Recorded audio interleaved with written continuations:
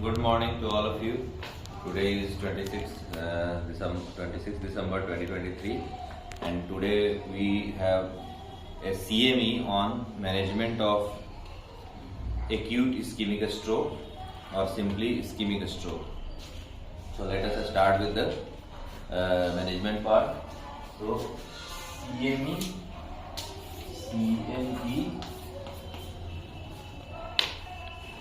on acute ischemic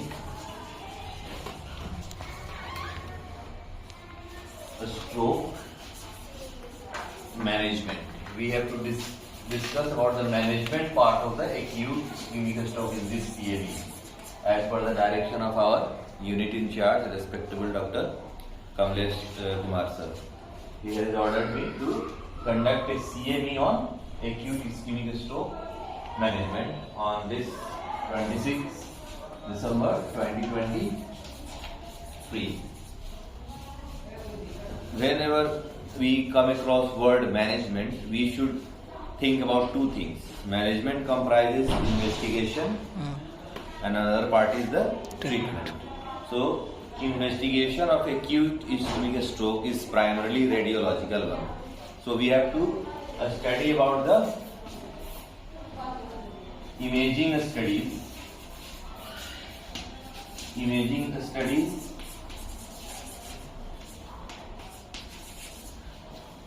and treatment part will be called simply as treatment. I will be giving you a broad outline of both in the outset so that we will be able to learn the things in a logical manner throughout the class. Imaging studies includes 5 important modalities of imaging. Number 1 is CT scan. Number 2 is MRI, magnetic resonance imaging. Number 3 is cerebral angiography.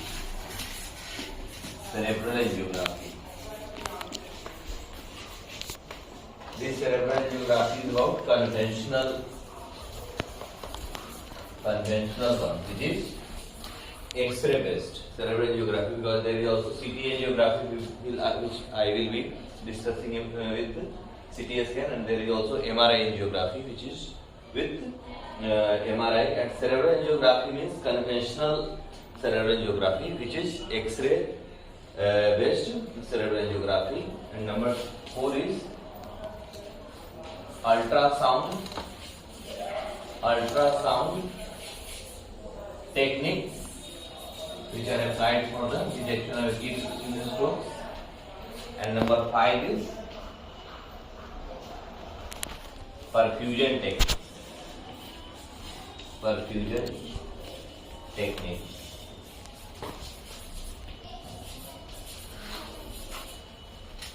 So these are the imaging modalities which are applied for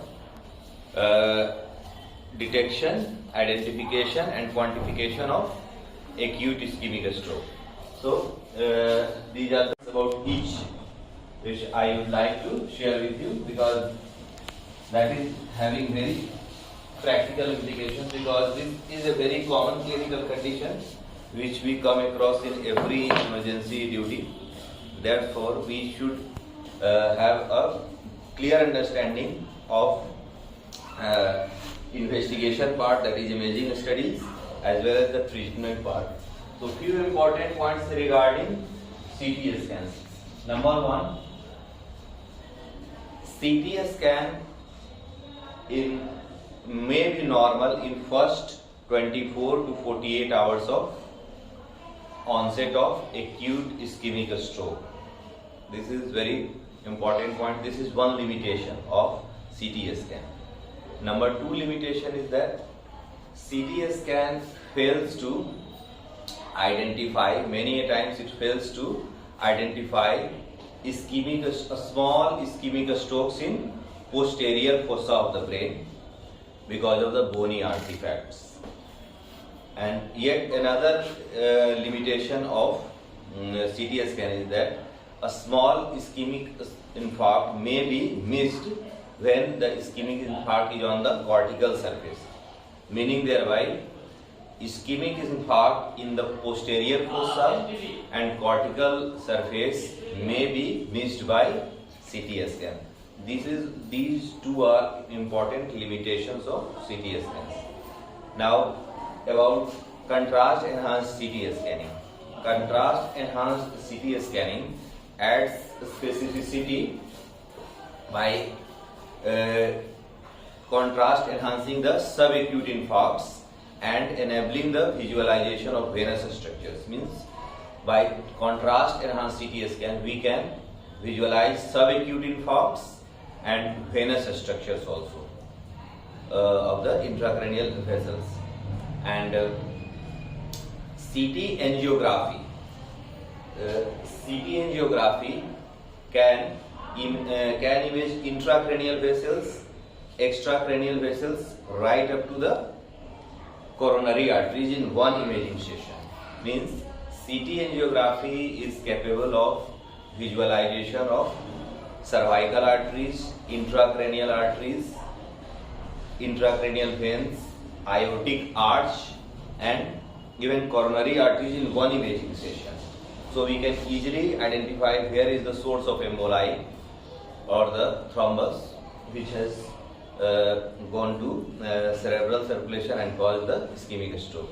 So this is very important application of CT angiography, that it can visualize intracranial vessels right up to the coronary artery in one imaging session. Yet another significance of CT angiography is that it can readily identify intracerebral aneurysms. Ready identification of intracerebral aneurysms can be done by CT angiography. And one of the very important point that we all know, that non-contrast CT scan is the imaging modality of choice for the detection of acute ischemic stroke. So these are the important points about CT scan. Now I am going to talk about second modality, that is MRI. MRI. Now few important points regarding MRI. As we have talked the limitations of CT scan, that it cannot identify or it may miss the acute infarct in posterior fossa and cortical infarcts.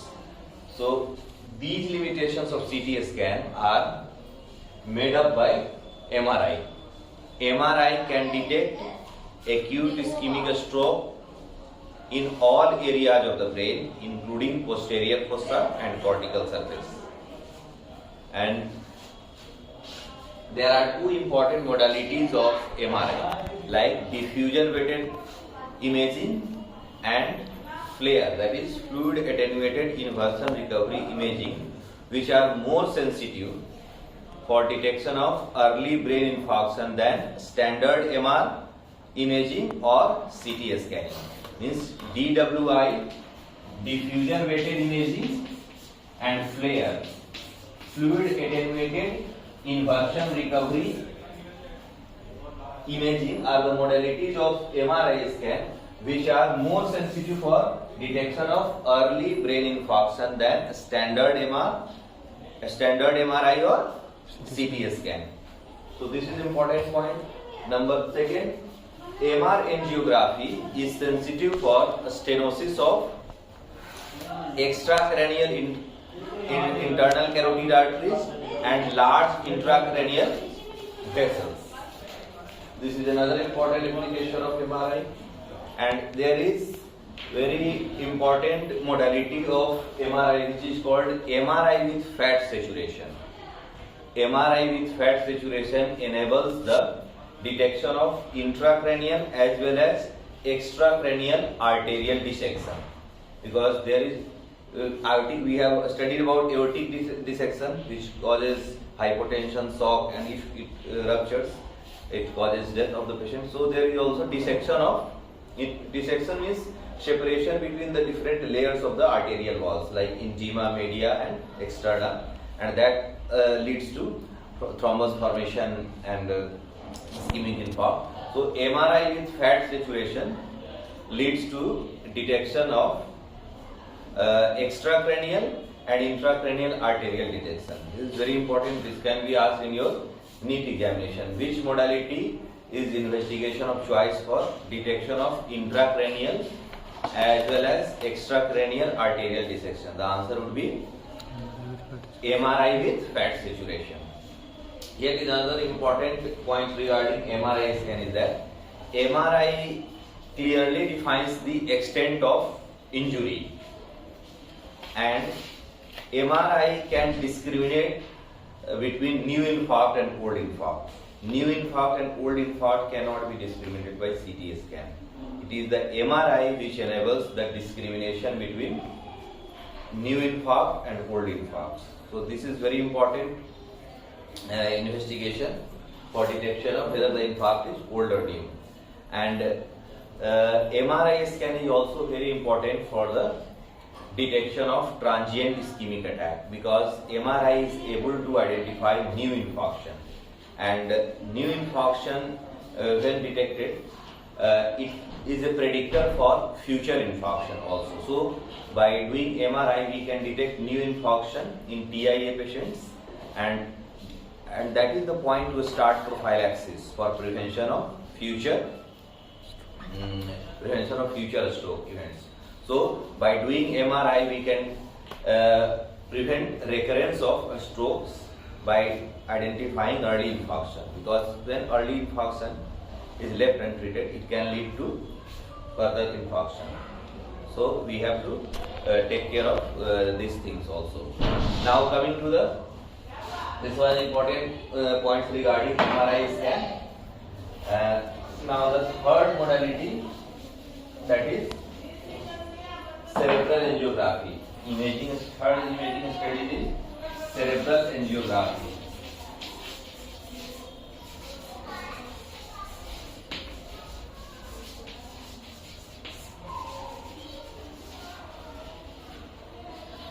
Cerebral angiography, that is conventional X-ray cerebral angiography, is the gold standard for identifying and quantifying the atherosclerotic stenosis of the cerebral arteries.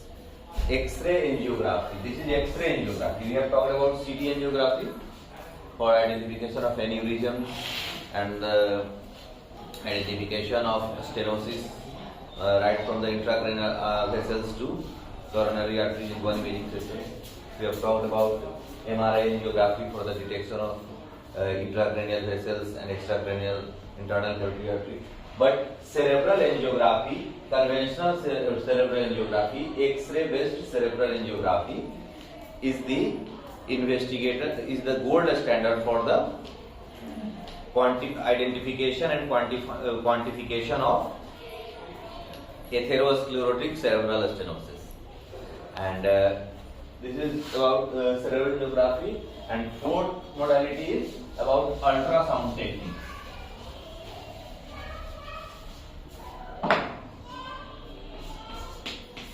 Ultrasound technique.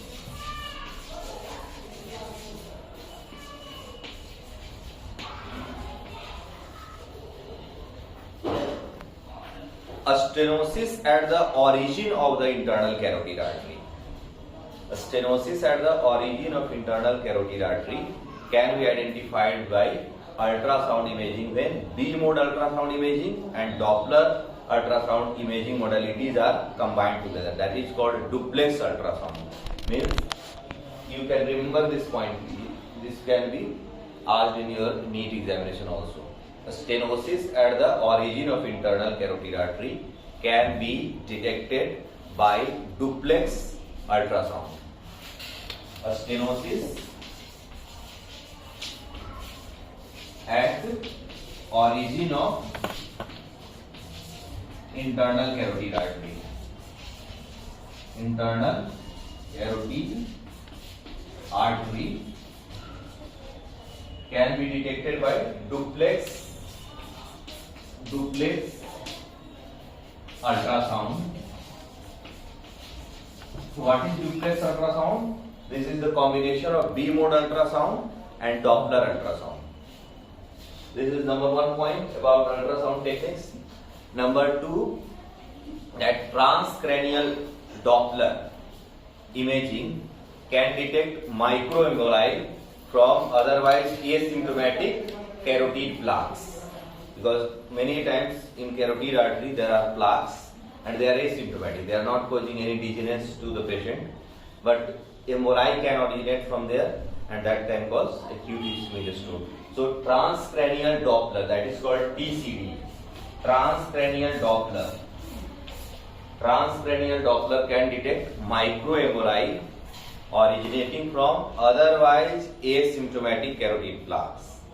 And number three, the importance of ultrasound technique is that though ultrasound cerebral angiography, conventional X-ray based angiography is the gold standard for the detection of atherosclerotic carotid artery stenosis, but when MRI angiography is combined with carotid and transcranial ultrasound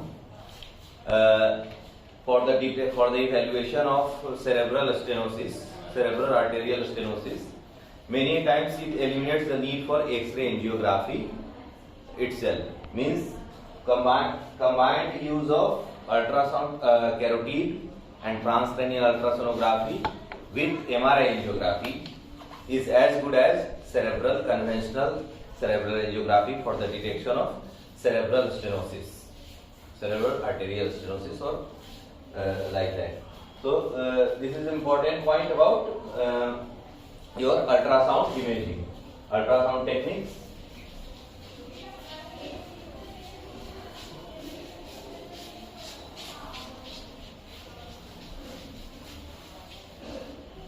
What we have studied now, we will be doing it 10 years from now, because transcranial ultrasound we don't do now, but definitely they will come in our life after a few years, because many things which we do now was dream for someone else. You people might be remembering about Abhay Narayan sir, who was telling 30 years back there was no CT scan and we used to distinguish between ischemic stroke and hemorrhagic stroke just by on the basis of symptoms alone. So these things which I am talking or discussing, we should at least know about it, even if we are not able to apply it right now, because these things will evolve and that will become a common thing in few years from now, and we should be prepared for the future also. And fifth modality of imaging is perfusion technique.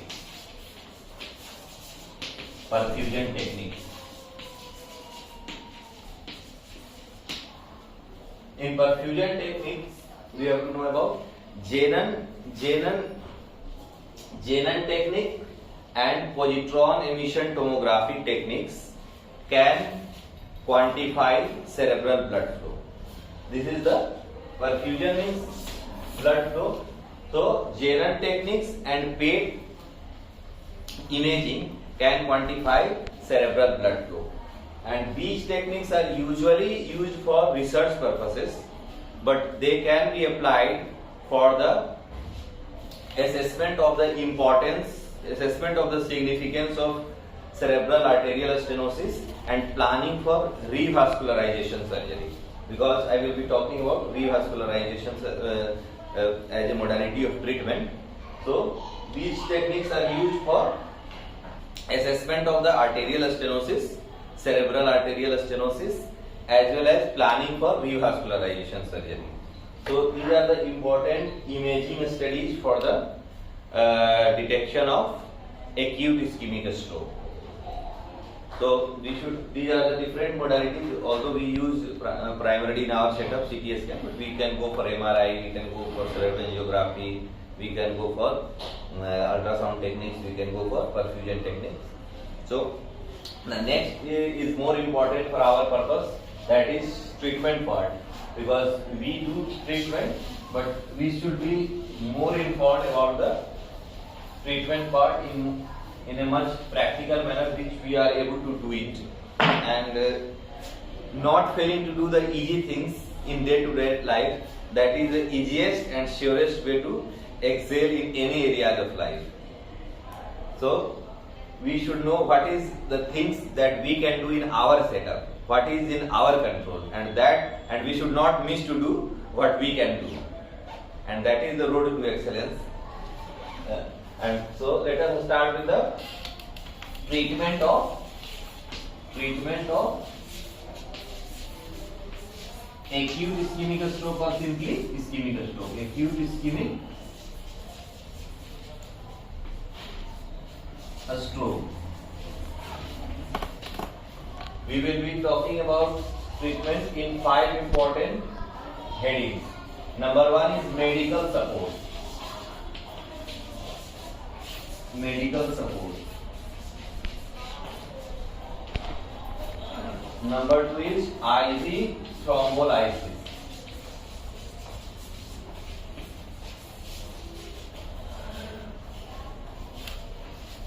Number 3 is endovascularization. I was talking about Jenen techniques and PET scanning for the detection of, for the assessment of stenosis of cerebral arteries and planning for revascularization surgery. So what is the distribution of vessels and what is the distribution of stenosis in different branches? The detailed study about that is obtained by perfusion techniques, and that helps in this revascularization surgery, that is called endovascular revascularization. And number 4 modality of treatment is antithrombotic treatment.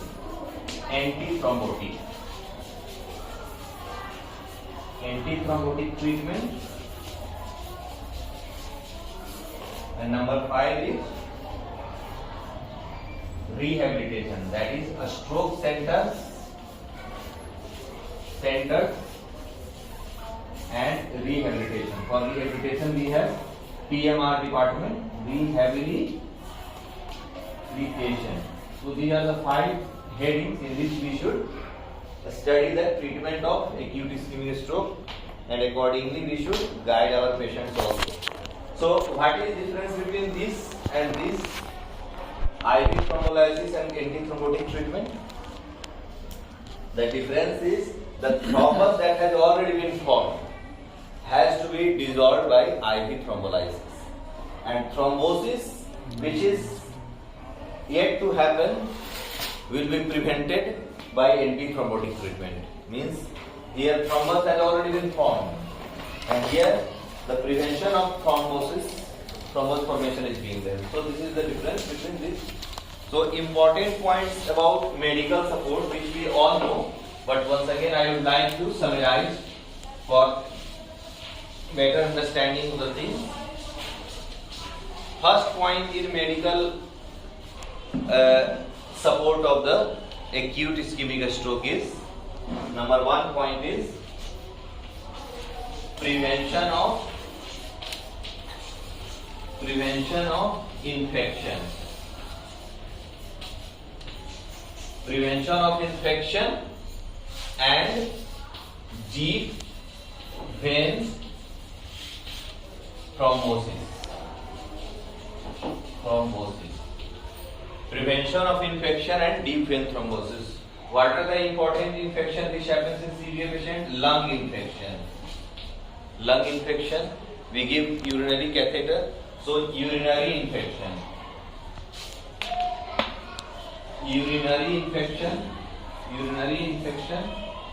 And number 3 is skin infection, because these patients are prone for bed sore, and that might lead to skin infection. So we have to prevent infections and deep vein thrombosis. How deep vein thrombosis is prevented? By giving subcutaneous heparin, low molecular weight heparin, enough substance that we give, and pneumatic compression stocking that also prevents pneumatic compression stocking. Pneumatic means air filled bag compresses the vessels that prevents the DVT. So prevention of infection. Number 2 point is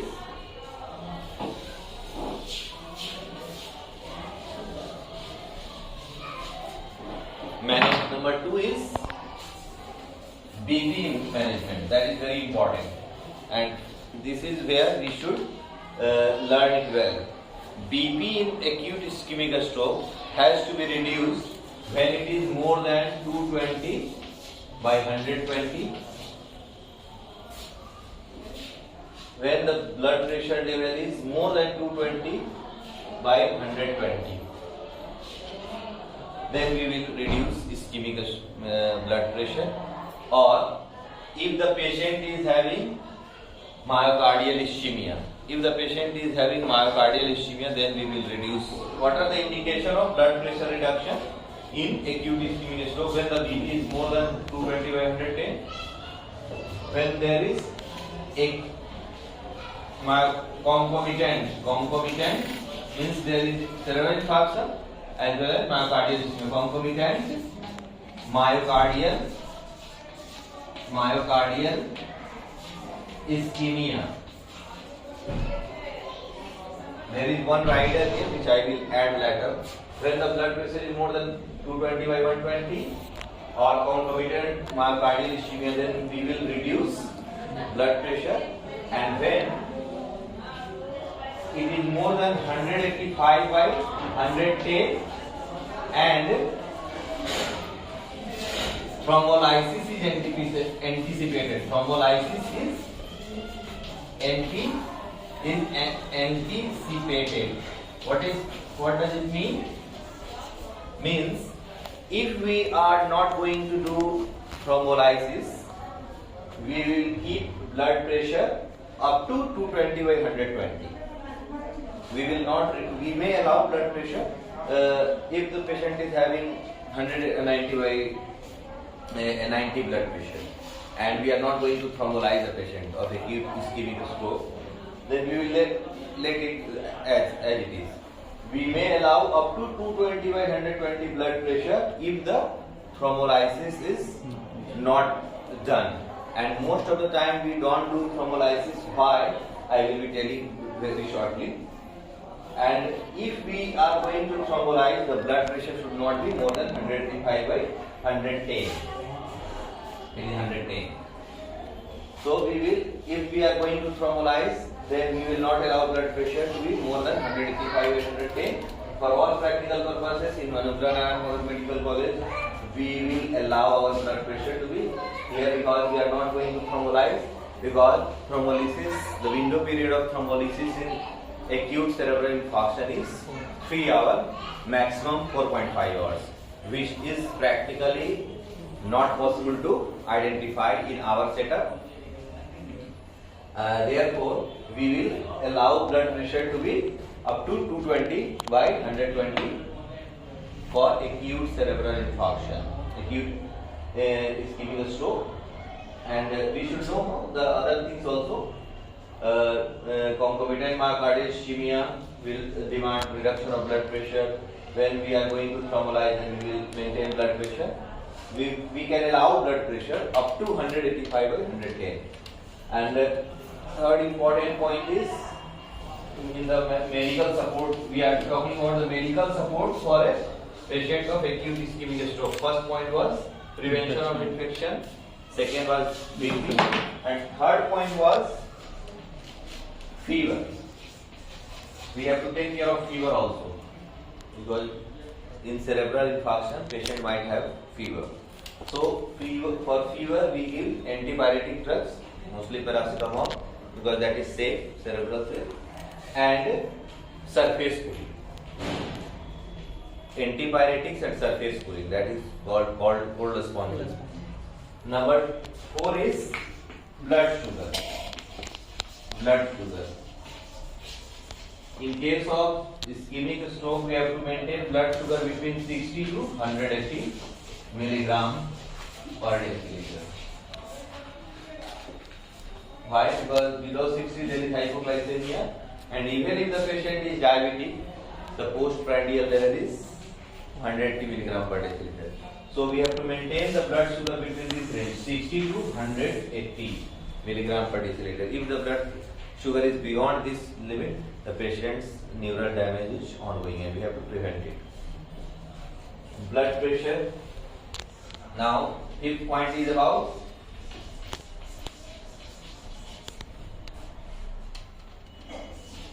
cerebral edema. For cerebral edema, what we do? For cerebral edema, we give IV mannitol.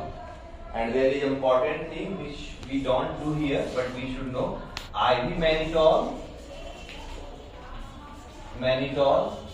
and there is a word called hemicraniectomy.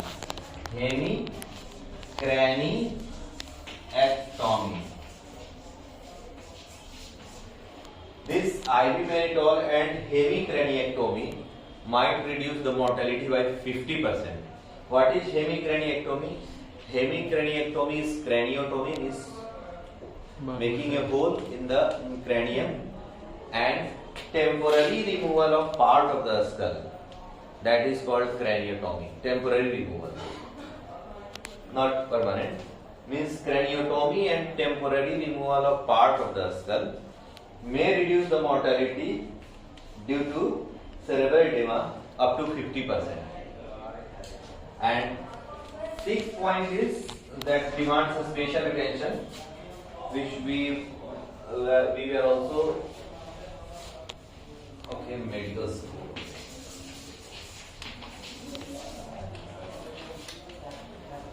Sixth point was very important, that demands a special attention: cerebellar infarction. In medical support, cerebellar infarction. When there is cerebellar infarction, this becomes very crucial. Why? Because cerebellum is very close to the brain stem, and brain stem is the region of the brain which has vital respiratory centers and cardiac centers.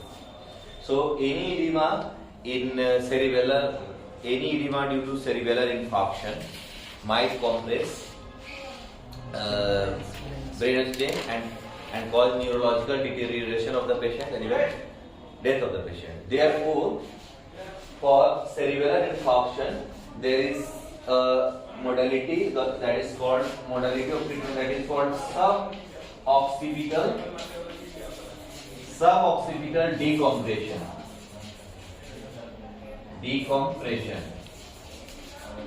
So, suboccipital decompression is recommended in case of cerebellar infarction which causes neurological deterioration of the patient, and this is done at an early moment before compression of the brainstem structures. So this is a word which you should know. What is suboccipital decompression? Suboccipital decompression is nothing but it is the removal of part of the ischemic tissue of the cerebellum which might compress the brainstem vital centers. So it is recommended when there is neurological deterioration in patients of cerebellar infarction. So this is very important. This is all about your medical support. Now the next part of treatment is IV thrombolysis. In treatment part,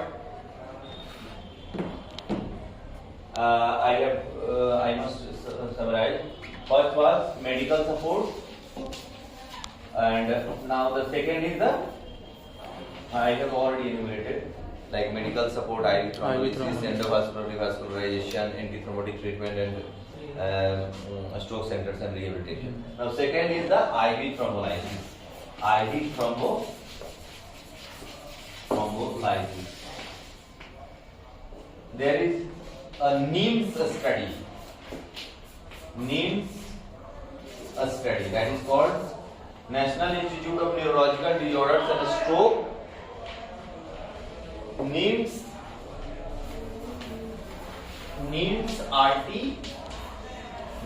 RTPA study. That is called National Institute of Neurological Disorders and Stroke recombinant tissue plasminogen activator, a stroke study.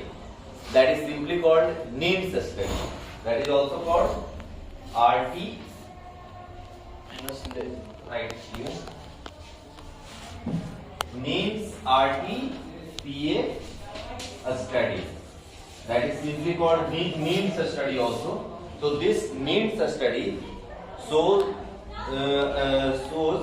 a clear benefit in selected patients of acute ischemic strokes.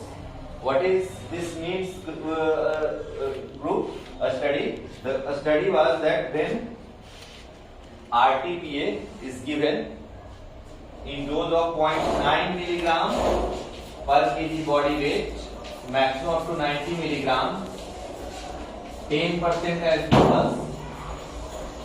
bolus, and remaining over 60 minutes. In NINDS study, 0.9 milligram per kg body weight of recombinant tissue plasminogen activator was given to the patient.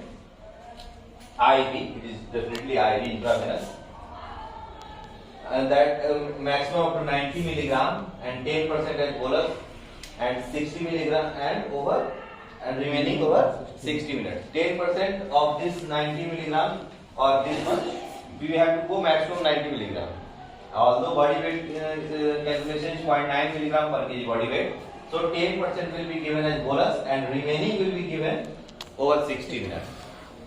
The result of the NINDS study was that when IV recombinant tissue plasminogen activator was given within 3 hours of onset of acute ischemic stroke, there was definite clinical improvement. So this is the importance of this NINDS study. It shows demonstrates the importance of IV thrombolysis in case of acute ischemic stroke. Now, the third modality of treatment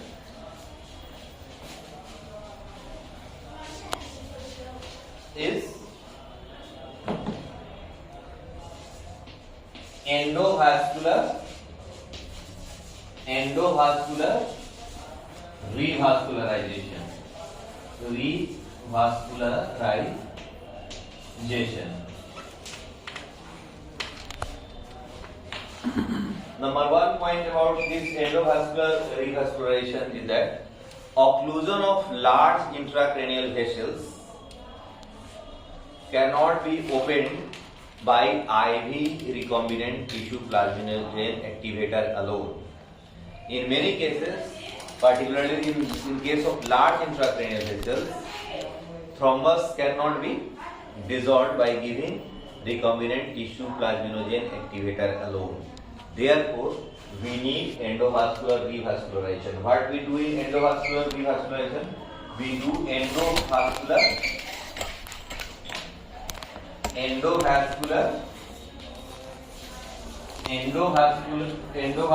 mechanical thrombectomy.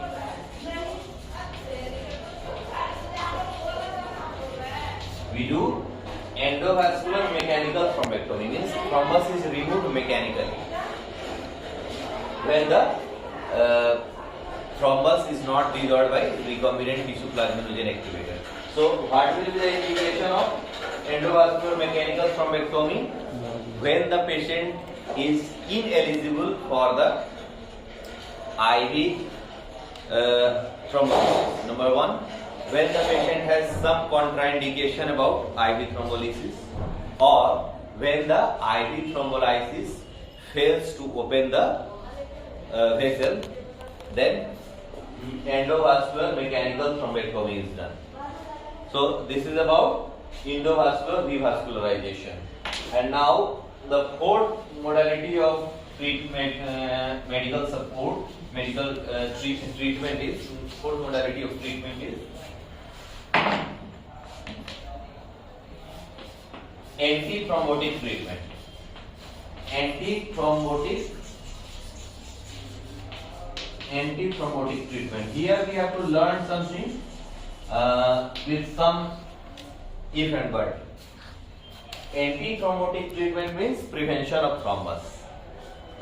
So what there was further reading about this, and I read a lot about this. At 300 milligram per day of aspirin,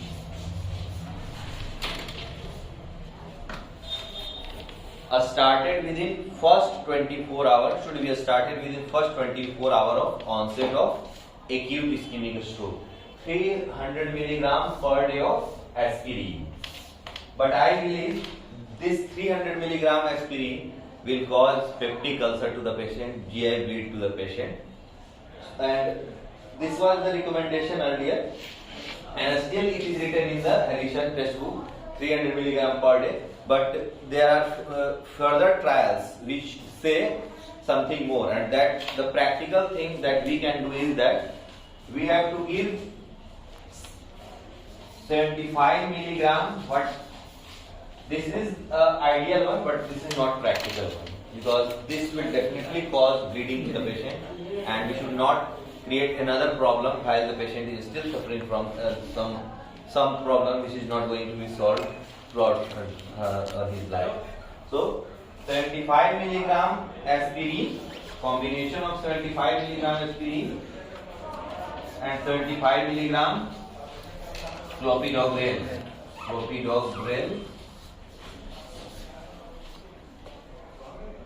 for 21 to 90 days. Means 3 weeks to 3 months.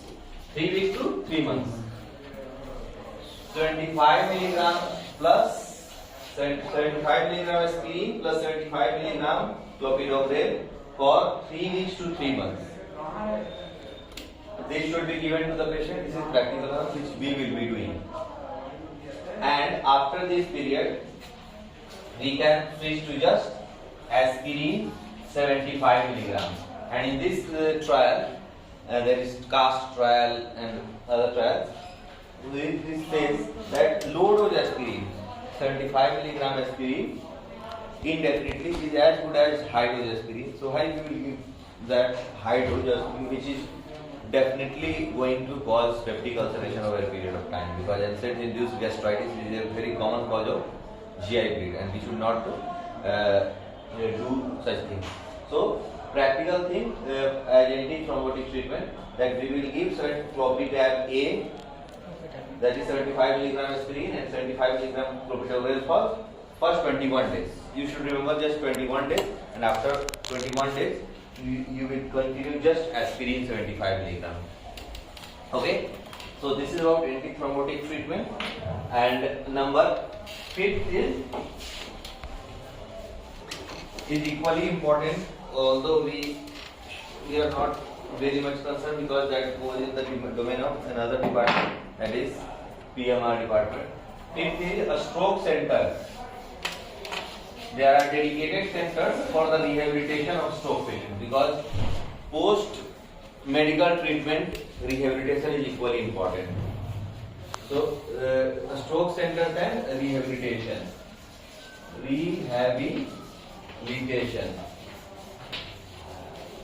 In a stroke center there is rehabilitation, and that rehabilitation about physical,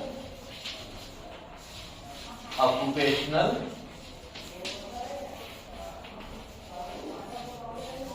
and speech therapy. These stroke centers provide physical, occupational, and speech therapy that leads to rehabilitation of patient. That is his normalization of his day-to-day activity. So these are different modalities of treatment, and I would like to once again summarize the entire class.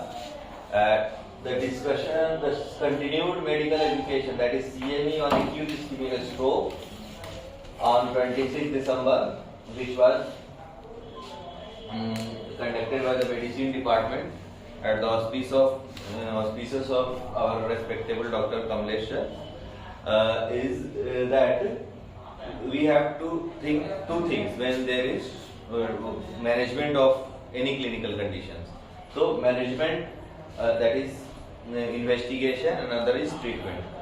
Investigation of acute ischemic stroke is largely imaging one, that is, it is radiological diagnosis.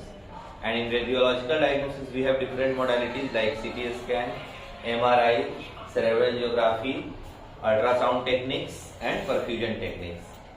And in treatment part we have 5 major areas. Number 1 is medical support, number 2 is IV thrombolysis, number 3 is endovascular vascularization, number 4 is anti-thrombotic treatment, and number 5 is stroke centers and rehabilitation, simply rehabilitation. So I talked about all things in a very detailed manner, practical manner, as well as in concise manner also, so that you can be benefited in your practice here and also practice in the future. And many of you are appearing for the NEET examination also, so many important clinical important MCQ can be solved based on these things. And you should particularly remember about diffusion weighted MRI, FLAIR imaging. So these can be your questions. You should know about the dose of the recombinant tissue plasminogen activator for IV thrombolysis. Its window period. Ideal window period is 3 hours, but you may go up to 4.5 hours. And it has definite clinical importance. So this suffices for the today's class. If you have any query, you can ask, or we should just conclude the class. Do you have any query? I have cleared most of the query of you people. The role of acetylcholine. The role of acetylcholine is still undefined, and it has not demonstrated any clinical or mortality benefit in any of the trials done up till now. So it is better to avoid such things, because multiple medication itself is a very challenging thing for the physiology of a patient who is already suffering from as grave condition as ischemic stroke. And such patients are usually from old age and they already have multiple comorbidities. So adding another chemical to the body complicates the internal environment, that is internal milieu of the body, because that's why we should minimize the importance. And this is a very standard treatment that I have elaborated you. This is given in latest edition of Harrison itself, and these are the latest things. Nowhere a role of acetylcholine and all that has been mentioned, although many of the clinicians use it, and use it because of the many times patient's pressure that you are not doing anything, and many times patient pressurize to prescribe something costly medicine, because in private practice this is very costly medicine. Although it is useless, but it is costly, and that's why it becomes useful for people who are not so aware about the realities of these conditions and their treatment. So thank you all.